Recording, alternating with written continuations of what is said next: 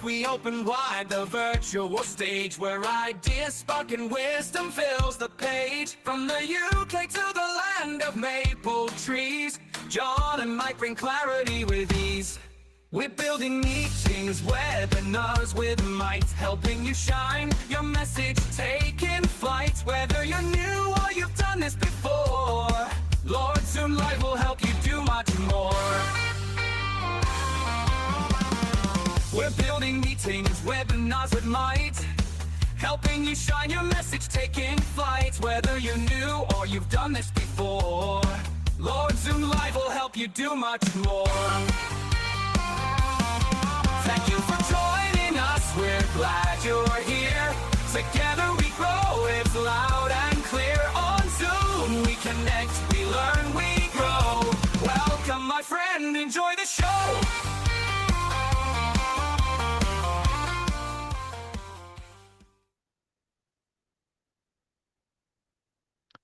Hello everybody, welcome to another Lord Zoom Live. And this week we are talking about town halls. What do I mean by town halls? That's probably the biggest question. I will try not to take the full hour to explain it. But for me, a town hall is a public meeting, which may be a town hall for a city. It may be a town hall for a business. It may be a town hall for a group or association. But to my mind, the idea of a town hall is to allow the people in charge to speak to their congregation, their employees, their followers, their customers, but it should be a conversation rather than just a presentation. That's how I think a town hall is. If you disagree, if you've got some other views, put it in the chat. I would love to hear how people interpret this town hall. I attend town halls for corporates. I attend town halls for Zoom. I attend town halls for products that I have subscribed to and use. There are many different types of town halls, but the ones that work the best will probably follow the rules which we're going to go through. Because I've taken the best ideas, I put them into our friend AI, and this is what they came up with as a summary. So let's describe it as a managed conversation between the leadership, speakers, employees. The whole idea is to inform, to educate, to reassure people maybe in some cases, because rather than just talking at them, you're going to have a conversation with them, and it gives you an opportunity for people to respond. Now, we're not going to go down the marketing rabbit hole of who you should allow to speak and what you should allow them to say and how you're going to deal with difficult questions. That will be another whole series of things which are outside of my control.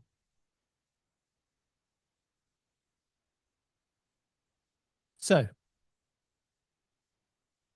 who knows what a town hall is? No, that's not the right question to ask, but it is a great way of starting any town hall.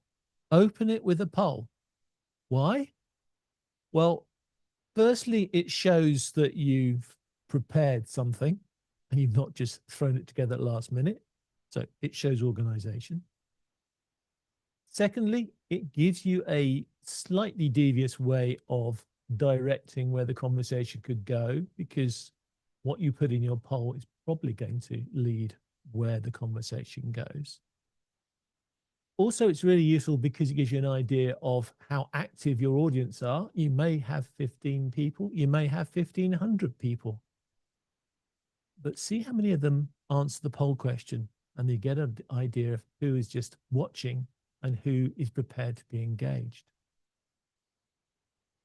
It's also a way for you to find out if there are difficult questions by asking a poll and getting the answers in. You may get an idea on the difficult questions that are lurking there, and the ones that you wish to address, put them in the poll. You can see if people really want to know the answers. And it's a great way to open up.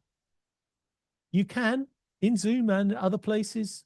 If you, I really don't use external questionnaire systems unless you really have to, because you're inviting people to engage outside of Zoom. Try and use the Zoom platform. And you can always ask open questions. You can always ask multi-choice questions, and you can always ask for multi-choice answers. So you can give them 5 subjects and allow them to choose multiple things that they are interested in. Don't limit people. Encourage them, but don't limit them to the point where you're forcing them to make a decision of talking about one thing or another. That's the way you should start it, with a question. But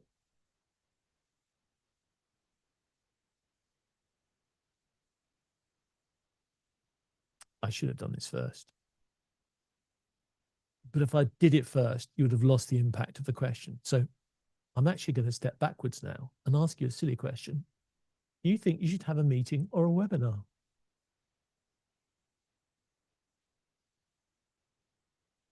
A meeting is much more personal because people can put on their cameras. But does that make any difference to the content of your discussion? On a webinar, you can still turn on somebody's microphone so they can speak. You can invite them to the stage so they can be seen and speak. You're not really limiting people on a webinar, but a webinar has much more control, and you can almost do it in a meeting, but it takes more preparation, it takes more control, it takes more concentration, it takes more setting up in the first place, but you can run it in a meeting. And I'm not going to give you an answer. Personally, I like using webinars because I know where people are. And I can more or less give them every feature that they have in a meeting if they really want to. Although I would do 2 things in a meeting. I would turn on the ability for you to control their microphones in the meeting settings before I start the meeting. And I would not allow them to turn on the microphones. Frankly, I wouldn't allow them to turn on their cameras either.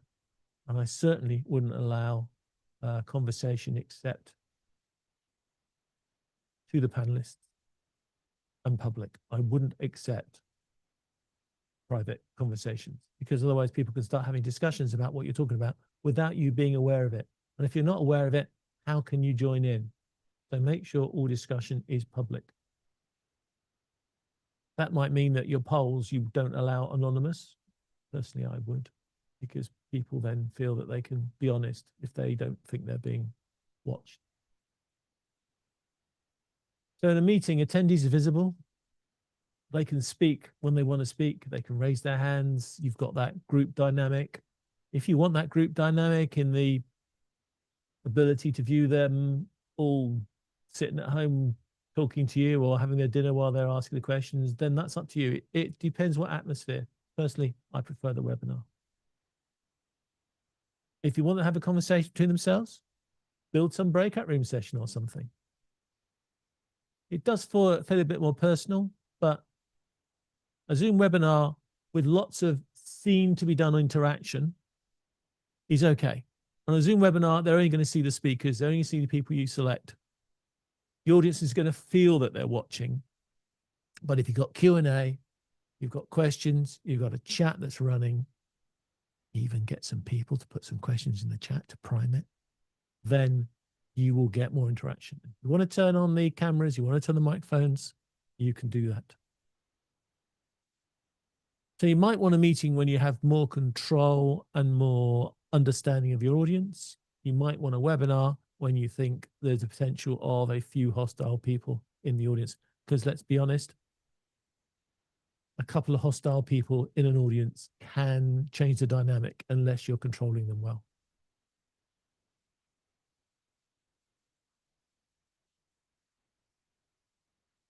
One of the biggest mistakes of any town hall is to think that one technical person is going to be able to run it for you, and the speaker can just get on and have a conversation with the audience, and that's all there is. And take it from a guy called Mike Latter, who is trying to control this meeting for you, that he can't even keep control of just this.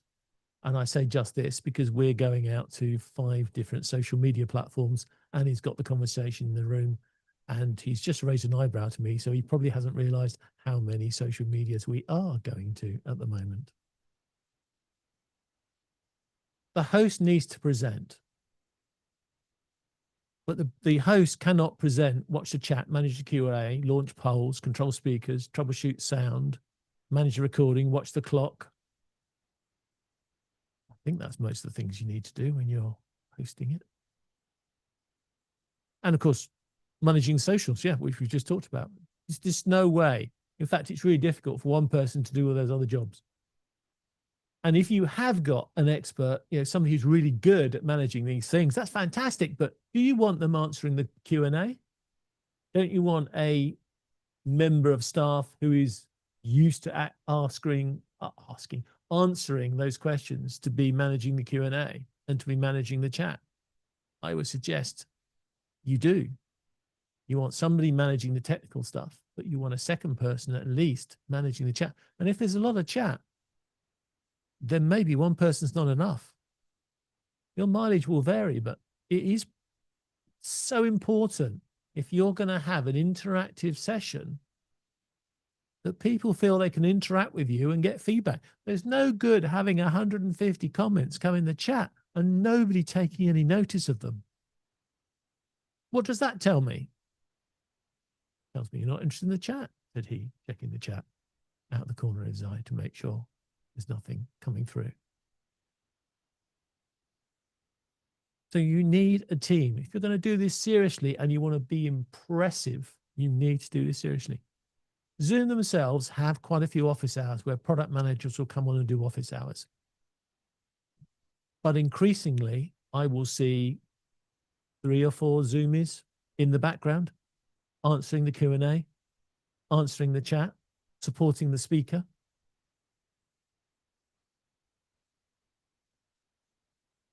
You will not be judged by just what you say in the town hall. You'll be judged by what you respond to in a town hall. Otherwise, and I think, Mike, we say this every time we do these sort of things, if you don't have interaction, you might as well just posted a video on some streaming platform or even just on YouTube. Because if you don't interact, then what's the point of doing it live?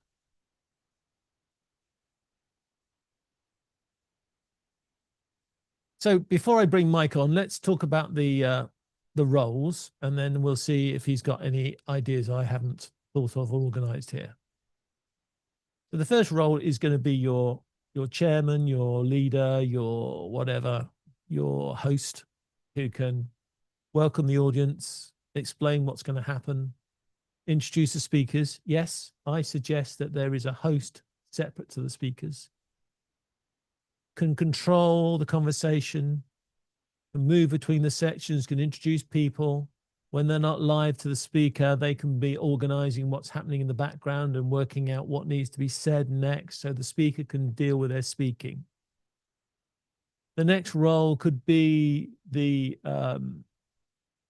person that's controlling it, the Zoomie or the Zoom master or the producer who's going to start the session. Check that there's a recording running. Because I did a show last week and I didn't notice the recording wasn't running because I hadn't set the settings to automatically record. Control screen sharing. You don't want people turning on and off then controlling their screen sharing. So have somebody do it. If you're running webinars, then maybe Production Studio is a good way to do it. Have somebody there who is the producer who's going to do all the poll launching. You don't want the speaker to have to go down and work out to launch the polls. You want a Zoom master doing that for you. They can look after the audio and the video. They can make sure that the people can be heard. They can move people on and off stage. And basically, they're just going to deal with all the technical stuff. And then the other 2 roles are the moderator, which we've already talked about, who watches the Q&A and the chat.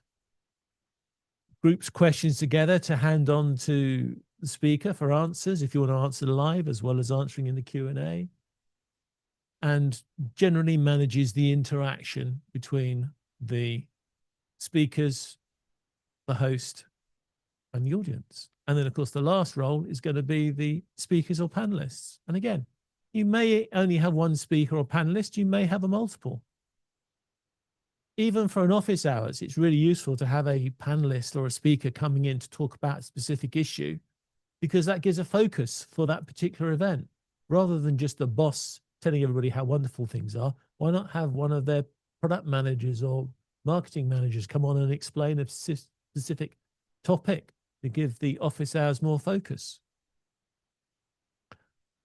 And so those are the main roles that I believe that you need. You might want another technical person in the background if there's any problems, but usually the setup will determine whether you need a technical person on parts of the Zoom Master.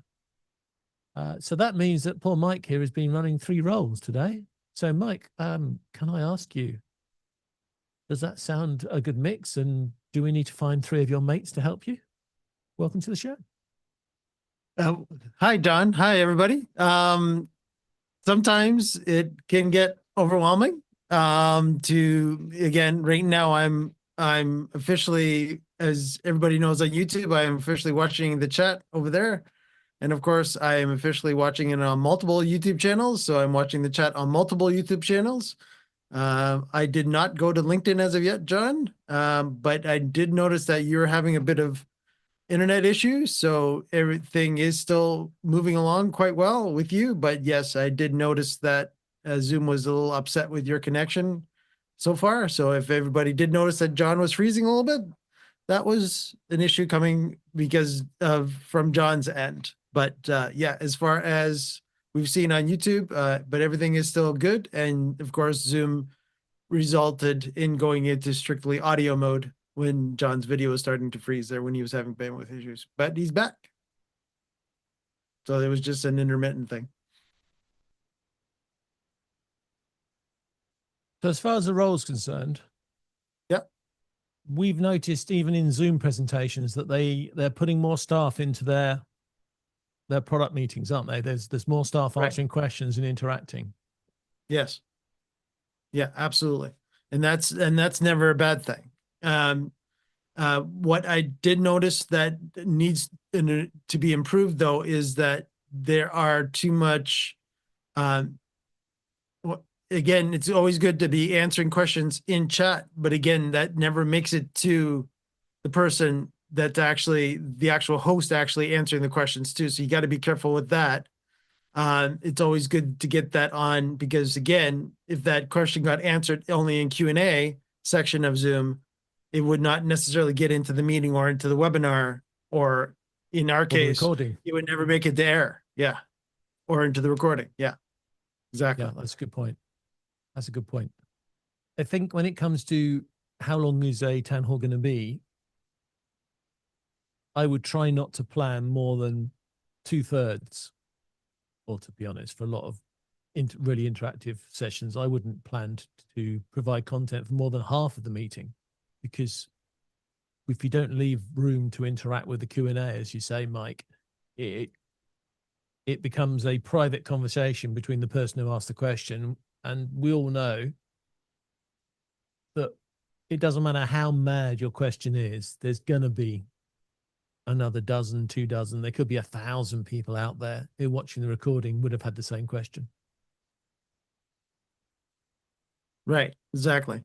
And on top of that too, I've been in many meetings where they all of a sudden spoke for, it was an hour webinar or an hour meeting, and they've spoke for 50 minutes and they're giving you only 10 minutes worth of questions. Well, and you take a look at how many questions came in, and they always go at the end, the infamous, oh, if we didn't answer your question, we'll get back to you via email and answer that question. And John's shaking his head. Why are you shaking your head, John? Answer why you're shaking your head. That is a marketing disaster. That's right. Because quite frankly, they never do answer your messages. I've asked questions, seen that, and I've never had an email from anybody, even you guys at Zoom. I've never had a follow-up email where I had a question left over that didn't get answered. So that's bad to start with, Yes. Yes. let alone the fact that you've just given away a jewel. People, trying to think if this is true back in time. Yeah, I'm pretty sure that forever, people don't mind if stuff doesn't work. Even buying a brand new car or a brand new house or a brand new, all the tech that I buy. If it doesn't work exactly as expected, it's not the end of the world until I ask the question, why is it not working? And I get diddly squat back from the person who sold it to me, or the manufacturer, or their website, or their office hours Q&A. People will accept things to go, you know what? When I used to build websites for people, I used to purposefully make them break, not disastrously, just a little bit not work properly. Because I found that if there was a little problem and I fixed it really quickly, the customers thought I was God. So I got into the dirty habit of always making sure that something didn't work perfectly the first time so I could fix it and impress them. I promise you, I've got over that now. Honestly, I have got over that now. But it does make a really obvious statement. New. Nasty, but cute. Very cute and nasty all at the same time. Go for it, John. Yeah. The only trick I do nowadays is I'll freeze in the middle of a statement just to see if Mike thinks we've lost connection. Right. So if it's audio and video that freezes, I know better that Johnny's playing games, because Zoom, as we saw earlier, the audio kept going. Continue. Yeah, I've got this dodgy HDMI cable, which I need to fix, but it's a micro HDMI. So I'm really just praying that it's going to work. Don't really want to replace the whole camera. Yes, I need to go in their office hours and get it fixed. So let's have a look then at an example of the things and the steps you need to go through a meeting. And let's start with arriving. Before the program begins, open the session. Don't let people turn up 1 minute past when it's supposed to start and the presenter is starting to present and not everybody's got in the room. Open it up early. Open it up 5 to 10 minutes early. And then people have a chance to settle down. You can have some background music. You can build an atmosphere. The host of the meeting can come on and say hello to everybody and give them an idea of what's going on, prepare them for what's going to happen, give them countdown music, maybe put an open question in to get the interaction started. Where you're from is not an impressive question. Unless you're trying to prove that you've got a worldwide audience, another type of question may be better. Not too inflammatory, shall we say, but you just want to get the people going. If you've got a software product, ask them which platform they use it on. Ask them when they last used your product. Ask them something that shows that they got a chance to share something without it being too controversial, shall we say? And open the Q&A straight away before the meeting. So if you've got some really hot topic questions, you can get them before you even start. And just leave up a message, welcome, we're beginning shortly. Give them a countdown timer. People love countdown timers. Of course, you then have to keep to your countdown timer or they get very annoyed. So make sure that you're confident your countdown timer will be honored. When the meeting officially starts, whether you want to do this before the official start or on the official start, make sure you explain why you're doing this town hall, what it's going to cover, how long it's going to last. If it's going to last a certain time, then you're going to do Q&A, maybe give those 2 times. How people can participate, how questions are going to be selected, whether or not it's recorded, whether or not the recording is going to be used by you to get better answers for them, or whether it's going to be recorded publicly. What's going to happen to the unanswered questions, as Mike beautifully highlighted. Because people are more comfortable taking part in these sort of things when they've got an idea what the rules are. And also, they'll get better participation if they know what are the rules. And then each leader or speaker needs to cover 4 things. What's happened? Why are they here to talk about it? Why does it matter, both to the audience and to the organization? What there's going to happen next to fix it? And what do we need to know from the audience to make sure that what we are going to works? Ask people what they want. Because quite often, if somebody's had an issue or a problem, and it might just be a usability issue, not a technical issue, they've probably got some good ideas and advice on how you can make it better. So that's valuable, such valuable advice. Get it. And don't just ask people to put stuff in chat. Don't say, give a 1 if you're happy, give a 2 if you're not happy, give a 3 if you don't know what I'm talking about. Don't keep it to a same consistent type of prompt, because people get bored. Mix up your participation. So run some polls. Get the reactions emojis floating up the screen. They're always cool. Prompt them to put some things in chat. Have the Q&A working. Invite contributions from people. If you've got somebody who you know will provide a good contribution, maybe you've spoken to them before and you know who they are, maybe you turn on their microphone, but make sure they know before they open their mouth how long they have. It's much easier if you tell people before they chat that they've got a certain limited amount of time. It's easier then to I won't say cut them off, but I will, to cut them off or to limit their conversation or end their conversation early if you've given an idea how long they have to contribute. And you can always apologize to people and say, you've only got 30 seconds to answer your question, because otherwise we'll run out of time for everybody else. And avoid leaving all the questions to the last 5 minutes when, of course, we know it never happens, because you run 5 minutes over and then you never answer any questions.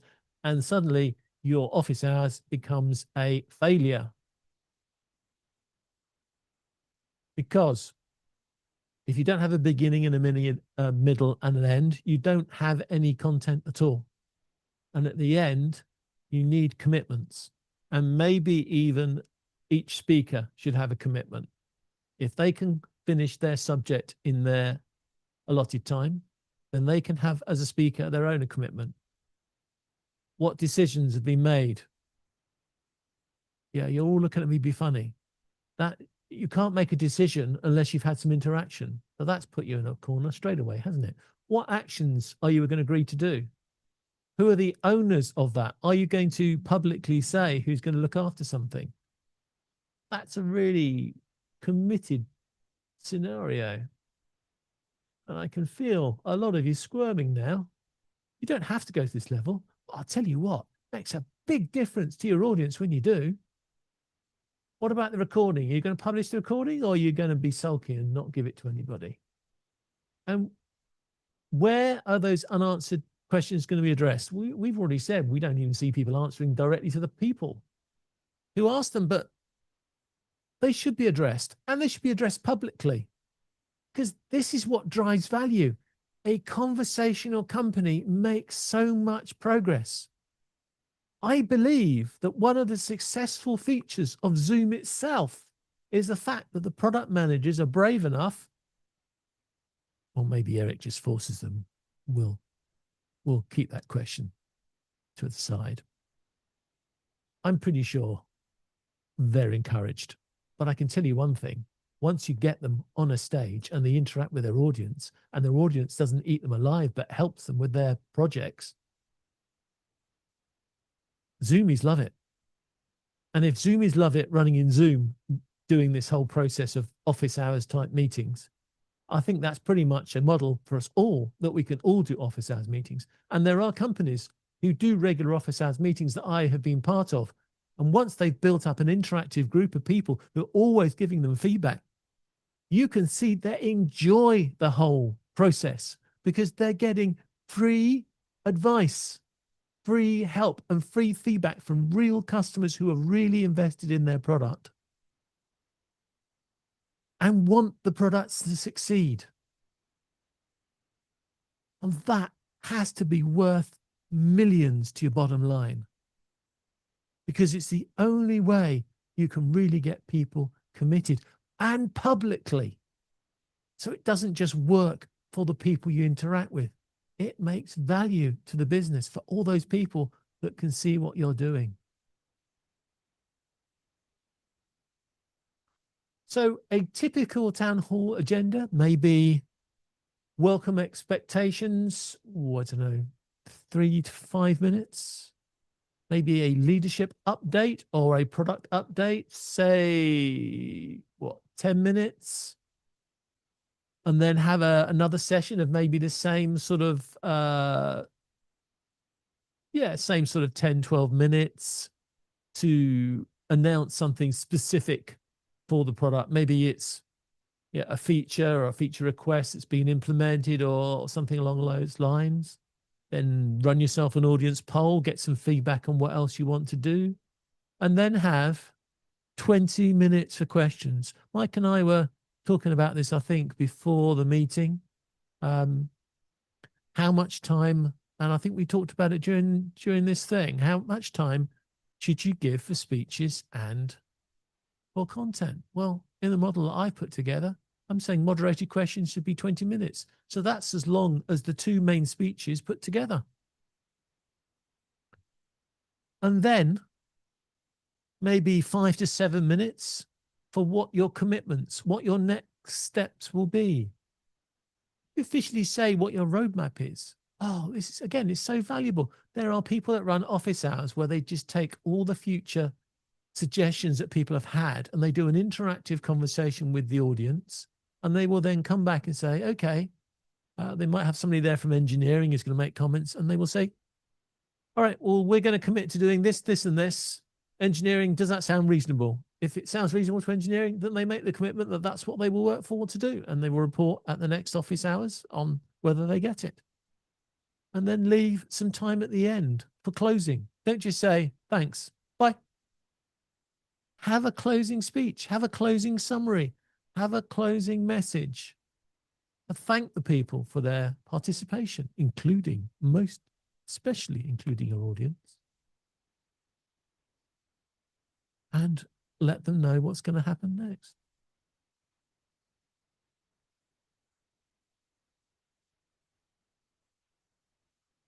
And so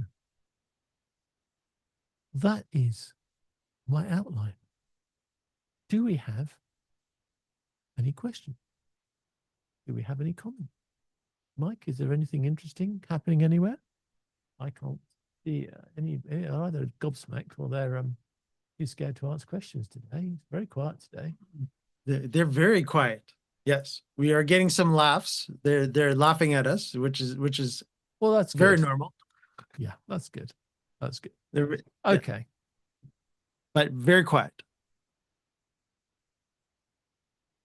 Good or bad? Oh, I don't know.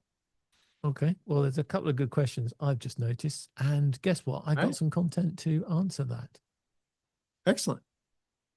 So let's talk about the chat, the Q&A, and how you work with your panelists, because I've got some questions around that.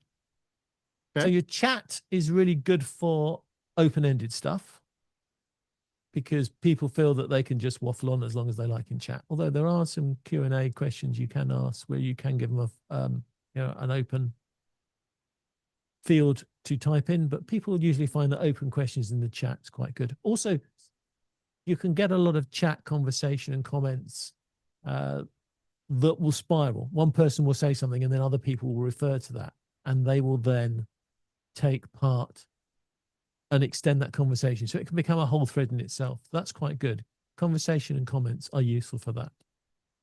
But don't forget that you've also got things like, well, it depends on what Zoom you're running at the time, but you've also got the ability to put links in so that if people want information or access to information, you may want to share that information as you go through the presentation.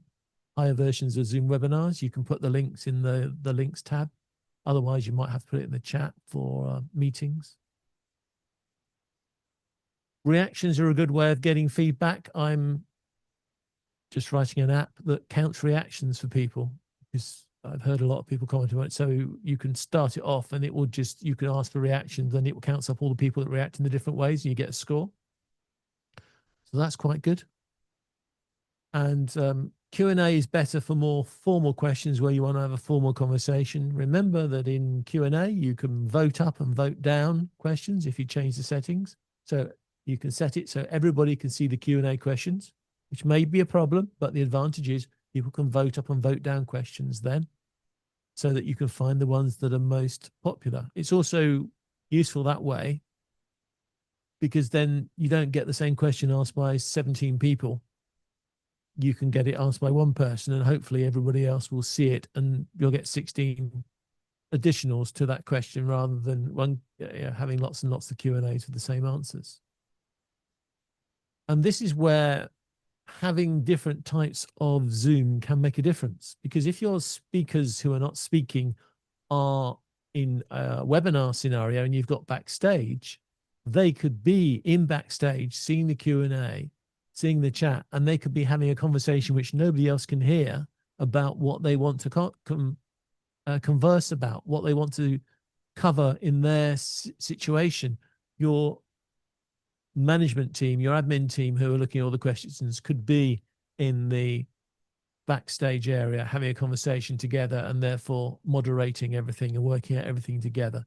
The backstage is really useful for this part, and then you just leave the speaker on stage to deal with the speaking. Of course, you've got private questions between you, but it's much easier to have a conversation backstage between people than to have little messages sent onto the system via personal chat, which of course can always go wrong because you can always hit the wrong message and do a public message to everybody.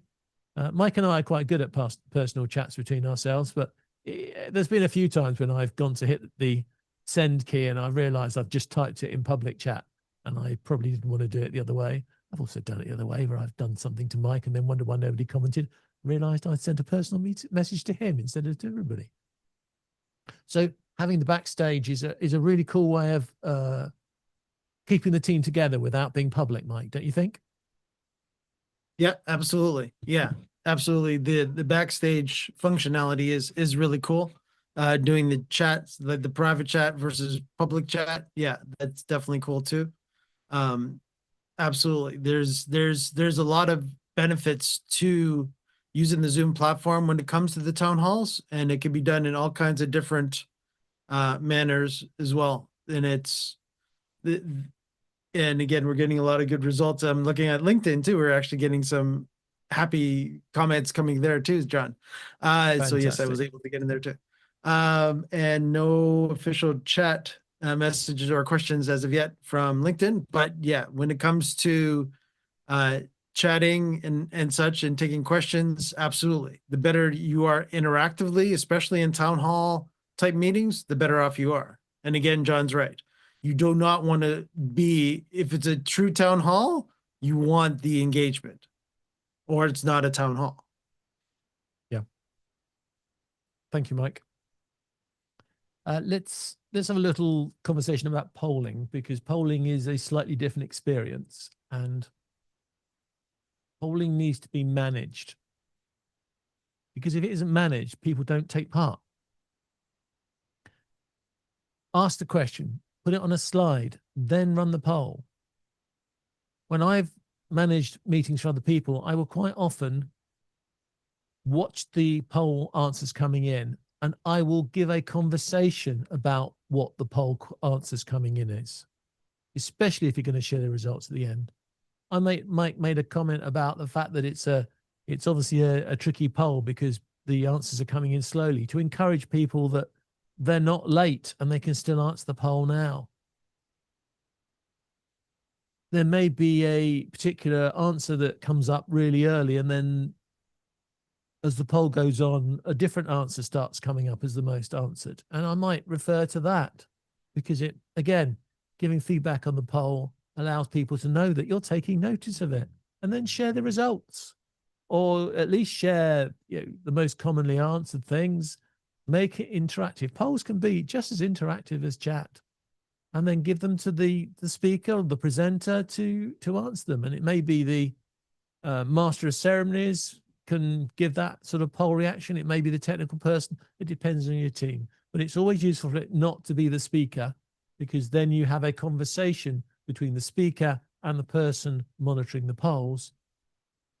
And they are the representative, therefore, of the people who've made the polls. And reactions, same thing. Raise your hand if this is an issue for you. Give me a thumbs up if you think this works well. Ask for the reactions, then monitor reactions. And then, of course, you are going to do a thumbs up thing. Make sure you cancel all the thumbs up afterwards so that you know the thumbs up are for the section that the thumbs up are given for. And Mike doesn't know how to spell thumb, but never mind. Apart from that, we're doing fine today.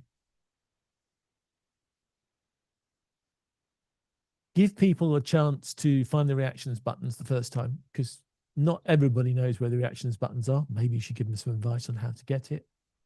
I've got on my little system a short video to remind people to do reactions, and quite often I'll give that before the meeting starts so people can practice doing reactions as well. But reactions are really cool.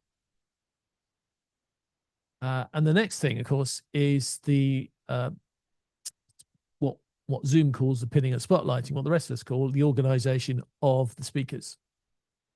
You can lock down, to an extent, Zoom meetings so it always follows what you want it to be. So if you spotlight people, you can get the audience to follow the Zoom master, the host in Zoom host, so that they get to see who you want them to see, and you can pretty much stop them from going around, wandering around, looking at various people in a meeting. But again, it's much easier to control and manage and understand if you're doing it in a webinar. And if you're doing it in Production Studio, you can even have people with multiple slideshows, and you can just enable, disable slideshows as you need. So somebody like Mike can flip from the different scenes straight away. And like he's just zoomed me into a smaller box now, because that's just easier than spotlighting, unspotlighting, and whatever. But it still works. It can still be possible. If you've only got 2 or 3 speakers, it's not too difficult to spotlight and unspotlight people. And if you've got your hands on a Stream Deck, you can even pre-program it to spotlight or unspotlight the various people and set the scenes up. And if you can't, don't worry, because I've got an app on that at the moment. Yes, I've been doing a lot of app planning. So why would you spot shots or do that? Why would you not stop with one view? Well, because people get bored and the eyes get bored. And that's why I'm getting zoomed in and zoomed out by Mike on a regular appearance. I could look down here at my buttons, and if I get the right button, I could change view and I could say something else. And at least that would be some variation for you. Even news programs don't keep you standing watching the same person. They switch it around from one to the other, he said, hitting the wrong button and giving a blank screen. And not only that, but scaring Mike at the same time. So you could have a shared view of just the chair. You could have the chair and the speaker. You could have an interview layout with the panelists or a panel discussion. You could have a speaker with slides or slides on their own. You could have a Q&A panel, and maybe even have one of the people as just the screen that shows the questions or the Q&A or the feedback. So instead of having a camera on that particular box, that one is you have one which could be a slide share. You could have one that maybe is a results of speakers. You could have one results of speakers questions. Sorry, I didn't scroll up to read the whole note properly there. and you can mix it up that way. So there's a lot of really neat things. And when you close the meeting, you can have a closing slide so that the panelists may be not leaving the stage, hopefully, and just dealing with any outstanding questions, but the presentation's finished. So you have a closing slide.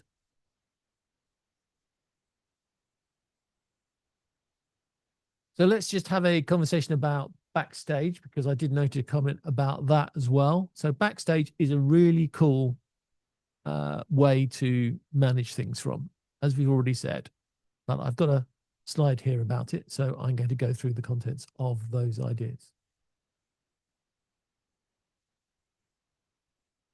Speakers can join Backstage. In fact, in webinar format, you can start Backstage and start the webinar before the webinar starts. So they can join Backstage and get to know what the situation is and get the system working and understand it all before you even start.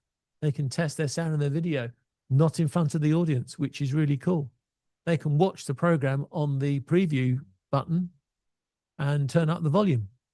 And they can see that from Backstage, but they cannot be heard when they have an argument about whether it's all going right or wrong. They can discuss it to their heart's content. Nobody else can hear them. They can prepare themselves. They can even have a practice with screen sharing if they're going to do that, to make sure that they know how it's going to work, although they have to screen share again when they go on stage. That's just the way the system works. They can receive instructions, ideas, advice, etc., and then they can move on the main stage when it's required, and they can come back when they've finished and carry on conversations. And this is why Production Studio really is something that if you go to webinar, it just takes you to another level of participation. Okay, if you've only got 10, 15, 25 people coming to your, 25, 30, once I get above 30 for a meeting as an office hours type town hall, then I'm starting to worry about the numbers to get a bit too big.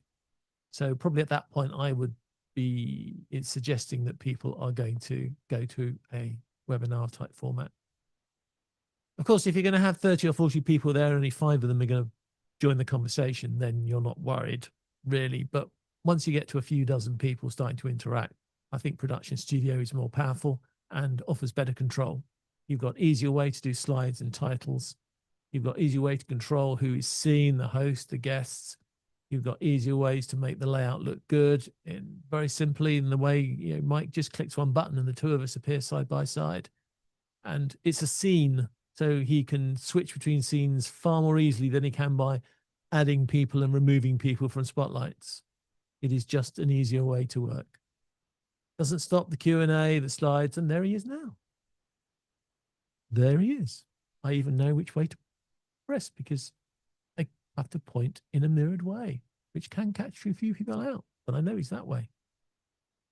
So Production Studio is it is just far more easily and much less fiddly, Mike, isn't it? You just press a button, it goes. I'm going to ask him a question, he disappears on me. That's just the way things go. But once you do these sort of things, it is so much easier to have a set of layouts, and then you just choose the one you want, and they're all there. Yeah, absolutely. So the perfect example was when John was giving me some of my audio cues, or I was being cute and coming back with certain scenes as he was talking about them.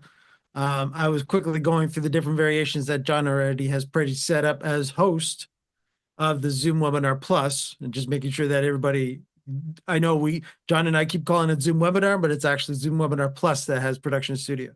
So I keep flipping through the different scenes, and as you keep seeing, every once in a while, depending on where John is talking, I will go from different scene to different scene. And of course, this is a different scene to add me onto the floor as well, or just for you guys to see on YouTube and LinkedIn, et cetera, et cetera, et cetera. So when it comes to the actual scene that I happen to be using right now, Production Studio, it's actually a 3-up scene that John actually made for me. But again, I was utilizing it for just John by himself. And also when John said, "Oh, Mike, I've got a question for you," then I was able to add myself quickly and then came on, and now I'm there. So yes. Is it a lot quicker than spotlighting, unspotlighting? in the meeting world, yes, in my view. Yeah, I agree with you. If you've got a panel discussion that's going to be 4 people and you've got, I don't know, the MC and the main presenter on the screen, and then you need to switch to a panel discussion. In meetings, you're going to be doing unspotlight, spotlight, spotlight, spotlight, and people are going to be popping up one at a time. It looks very amateur, and it's so panicky to create as well. Whereas if you're in production studio, you just choose the scene where all those people are already set out in the order you want, mate, don't you? And they just appear. Yeah. And it's Yeah, as simple as that. Absolutely. Yeah. And again, too, you know, as I'm talking to everyone now, I'm now full screen, but that was when John was in full screen, this is the same scene. And I just did a quick little change where I chose myself instead of choosing John. And that's where now, and it gives John a bit of a break so he can actually take a drink too. And he's back. I should Just like that too. Should have muted my microphone at the same time in case I get gargling noises. But yes, it is so much easier. And as the numbers get bigger and you have more control, then I think it's something you should really look at. And yes, if you think of the people who are coming on these events, Mike, you know, if you're going to have your CEO or another senior management team member, and then you're going to have all the other team members for products and you know, divisions or whatever part of it. If you think about the cost of all your employees to be at that meeting or whatever you're going to call it, or webinar, and the importance of it as an office hours thing for your company, I respectfully suggest that if you bought a license for Zoom Webinars Plus to run that, that's not really an expense of any great degree compared to the number of staff and the value you'll get if you get an interactive audience. I would have thought it was almost, don't tell Zoom I said this because they want to put the prices up, but I would say, you know, it's pretty much like a giveaway, isn't it? Really, it's you know, the cost of these products is ridiculously small when you think of the value of the meetings that they represent. and the amount of gear that it would take to do what we are doing, even just for the show right now. Yes. This is easily course. thousands of dollars. Of course. You make a really good point there. And I'm sorry, because I never even thought of it to put in my notes. If you have a well-managed piece of control, which is what Production Studio in a webinar format for Zoom gives you, you don't need, although the CEOs love it, I know, but you don't need a load of expensive studios with lots of expensive studio equipment. We're running our shows here, and we've got the Atlantic Ocean between the two of us. We're 5 hours apart in time zone, but we can run these events, well, not quite easily, but we can run these events in a very simple way, even when we have lots of guests, because we've got a technology which allows us to just put all these little boxes together and allows us to run these events with, as you say, Mike, if I did this in a physical way, I would need multiple cameras, I need lights, I need a studio, I would need all the panelists to have to turn up to that physical place so that they could all join together. They wouldn't be able to whisper because they'd all be effectively on stage all the time. Yeah, to do it in a studio format will be horrendously more expensive, more complicated, more difficult to organize. And yet here we are, Zoom gives us a virtual working version of that. And all we need is a reasonable camera and a reasonable light for each person. And it's done. And it's done. Yeah. And it's done. And again, too, the amount of money, I know that, you know, if I was doing such things where I wanted an all employee meeting and everybody to be flown from across Canada to our offices here in Toronto, Canada, I'm paying thousands of dollars just to bring everybody in for a potential hour, maybe 2 tops, that I'm doing a town hall meeting. Yeah. I'm And that would saving immediately- how much money? Well, Lots. yeah. Yeah. And I was going to say the opposite. With all that expense and complication, I would probably be put off doing my town hall meetings, and I'd probably make them once a quarter because I wouldn't want to Right. go to all that faffing around and cost to organize it all and run it all on a regular basis. Yet the most successful town halls that I see done are being done, I'm just thinking now, mostly monthly, but I know there's quite a few Zoom type events which are happening every 2 weeks, or some of them, they're actually running it every week. But if they can, at a smaller scale, fix the problem of, I don't know, half a dozen people, and at smaller scale, I've seen that happen a lot, then that 1 hour a week, as I said, it's gold, really. You know, I'm always persuading myself I need to have an office hours for myself. In fact, I think I will. I think I probably will. Mike's now thinking, what, another show? But I've persuaded myself. If I can't persuade you, I've persuaded myself. So at least I've got some value out of this meeting. I think Juju's got some He value does. comments. So Yes. I think there's no better way to get feedback from your customers at a sort of arm's length type process, because it's much less intimidating than doing it one-on-one for you and for them. So yeah, I don't think anybody out there who's not selling something should not consider doing an office hours. I should say we, because Mike thinks, oh my God, I've got to turn up for that one as well. I have a lot of, as Mike knows, I have a lot of apps that I'm developing in Zoom, and they'll start dripping out over the next few weeks and months.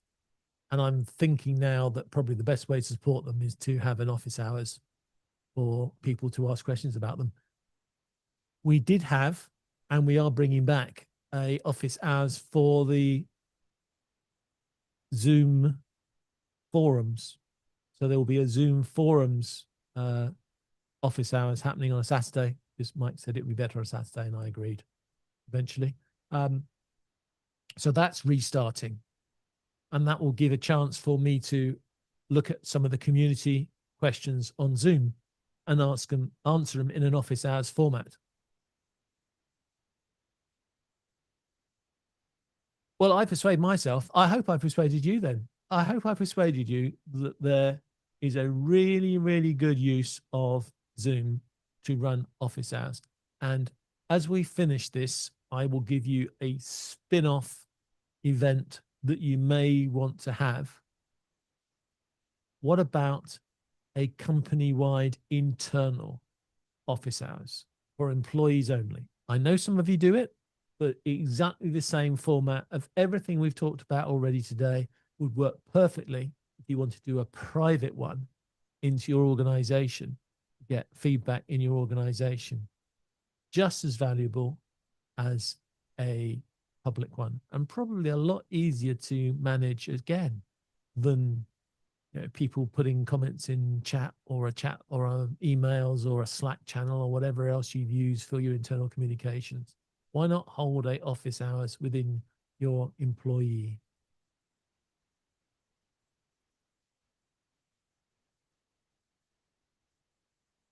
And there's been a comment here about how do you get a gallery view back after you having a spotlight? Well, once you unspotlight people, you can go to gallery mode. And if you are, as host, asking people to follow you, then they will follow you. So you can go to a gallery mode when you're in Zoom meetings by getting everybody to follow the host. And there is a gallery mode scene that Mike can use, but he can't really because there's not enough of us here.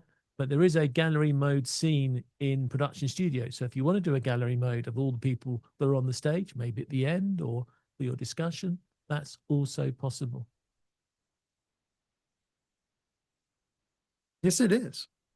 And that was a good question. And Tony's actually complimenting us too. He says, great info and insights is coming from Tony. Thanks you, Tony. Well, that is almost the end of my presentation. Now, I did say and you plan for a short amount because they go on longer. And so is this one. I actually have one more section, which I was going to cover, but actually I'm not going to cover now. I'm actually going to make a show out of it because it is about managing difficult moments. And I don't really want to continue on today because I think we've reached time, and we've also, I think, reached a good ending. So although I've got a whole scenario on difficult moments, I think we're going to put difficult moments into a separate show. So look out for that one. But otherwise, thank you to all the people who put the comments in. Thank you, Mike, for managing all of this and answering the comments. And whether or not you run your Zoom, because it's going to be Zoom, whether or not you run your Zoom on your meeting format, your webinar format, or you go for the full production and run it on Webinars Plus in Production Studio, just please run your office hours. Please make it to a point where you can send out a recording, because that does encourage people to come to the next one, especially if you're addressing questions. And as I said, I think it's a really effective use of time, money, resources, staff to get that connection with your customer base. If you were a physical donut shop selling donuts, you get to see your customers whenever they buy a donut. And therefore you can build a relationship with them. Just because we're hiding behind screens now, please don't make that an excuse to ignore your audience. Because I can tell you, the businesses that succeed are the businesses that take note of their audience. And Zoom itself is a really good example of a business that we all know that does take notice of the comments. You may feel that sometimes Zoom ignores you because you're only one in the millions of users that are in Zoom. But I can promise you that a lot of the times, any problems that you have, somebody's probably got a similar problem. And when we bring them to Zoom's attention, Zoom does make the effort to update their systems to make things work. It doesn't help everybody. And that's the one thing I have to remind you at the end. You can't fix all the problems for all the people all the time, because you will often come into scenarios where there'll be two different groups of people who both want a change which is different to the others, and you can't satisfy everybody. But if you're making the effort and you can tell people when it can't be done why, you'll end up with a really, really keen, supportive user base. Crikey, that's what we want, isn't it? We want people sending us money with joy. Thank you, Mike. I leave it to you to close the meeting in your great style. Alrighty, and I'm making sure that my next scene is ready after I'm finished, and that's a hint. All right. Thanks, everyone, for joining us this week on Lord Zoom Live. Don't forget to like and subscribe to our channel to let YouTube know, LinkedIn know, and, of course, that lets Zoom know how much you love our content. Don't forget, we're here every week starting at 2 p.m. Eastern. No, I did it wrong. 3 p.m. Eastern, 12 p.m. Pacific. And check your local time zones for the appropriate time in your area. And we'll be here next week again for another edition of Lord Zoom Live. Take care, everybody. Take care. And if you want to check out the other shows, have a look at go.lordzoom.com. Perfect. And I'll put that in chat momentarily.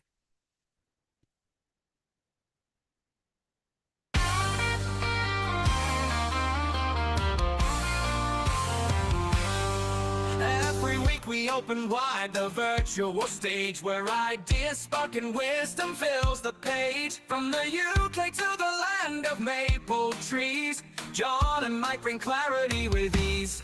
We're building meetings, webinars with might, helping you shine, your message taking flight. Whether you're new or you've done this before, Lord Zoom Live will help you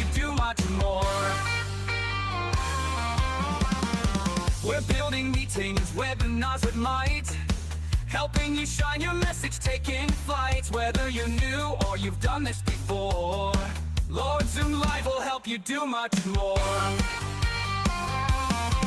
Thank you for joining us, we're glad you're here.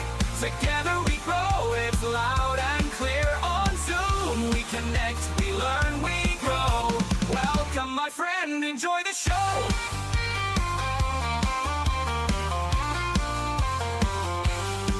From big events to breakout rooms with flair, we've got the tools and we're ready to share. Guest experts drop in, bringing gold each time, with insights and tricks to help you climb. Can't make it live, we've got you still. On YouTube and LinkedIn, we're giving that thrill. So tune in later or catch us next round. Either way, your success is where we're bound. Thank you for joining us, we're glad you're here. Together we grow, it's loud and clear. On Zoom we connect, we learn, we glow. Welcome my friend, enjoy the show. And make it live, we've got you still. On YouTube and LinkedIn, we're giving that thrill. So tune in later or catch us next round. Either way, your success is where we're bound.